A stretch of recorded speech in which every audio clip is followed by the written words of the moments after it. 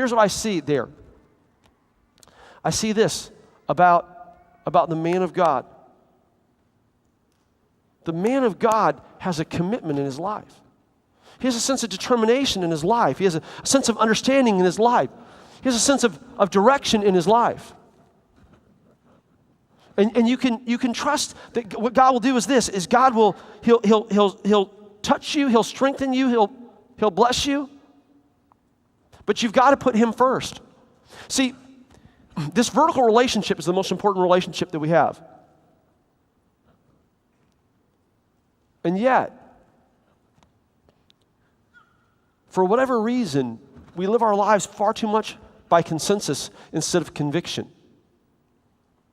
But if you can keep your head when all about you are losing theirs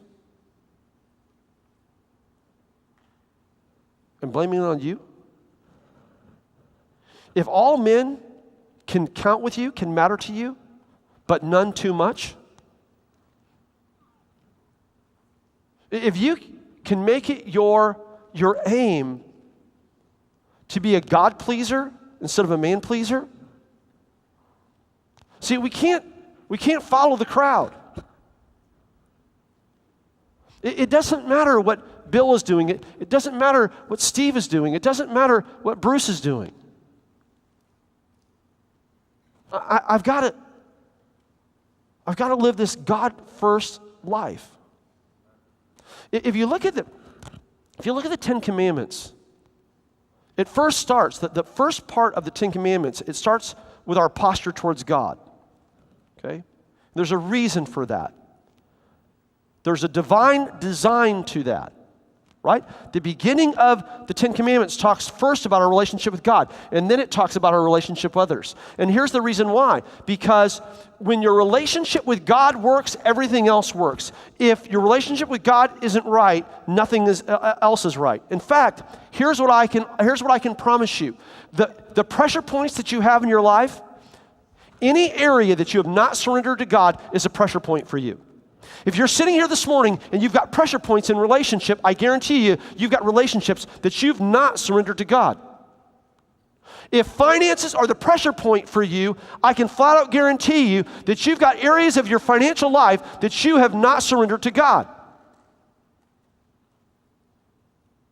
If your career is a thing that drives you,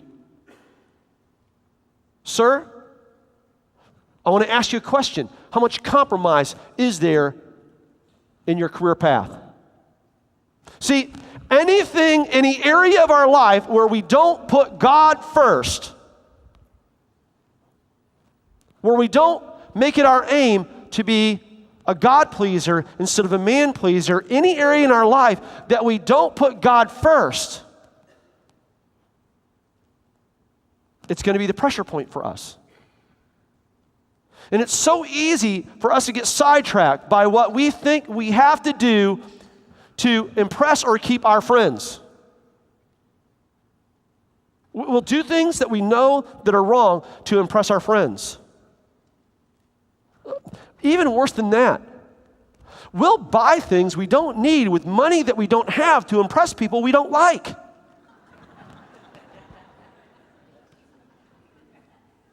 And it's all because we get caught up in this whole thing of following the crowd.